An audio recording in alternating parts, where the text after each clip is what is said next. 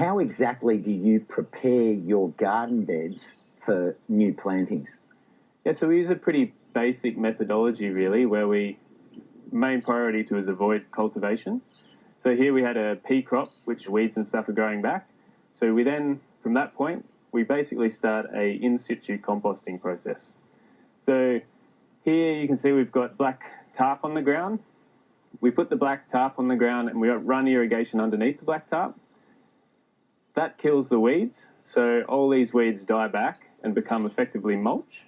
We can then run worm tea or compost tea and nutrient underneath that tarp as well to stimulate composting process. Through the irrigation system? Yep. Yeah, wow. And then so from there, we've then basically prepared us a bed which we can then plant afterwards. So we take the tarp off.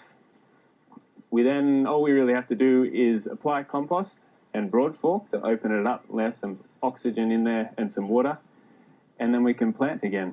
And that's a really nice, gentle way of looking after our soil system. To keep the supply of veggies coming, the couple raise a lot of seedlings. And Erika's sharing with us her super easy to make at home seed raising mix. We put together our own mix. We do different seedlings each season, so to match with the climate of where we are. We start with 3 buckets of coir, moistened to begin with so that it breaks up. It's got a nice texture bounce to it. So 3 buckets of that, and then 2.5 buckets roughly of your perlite, which is excellent for drainage for seedlings, and then 1 bucket of compost for a bit of nutrients, and then we have a cup of blood and bone, and then 1/2 cup of rock dust, which is this stuff here, and 1/2 cup of your dolomite or agricultural lime.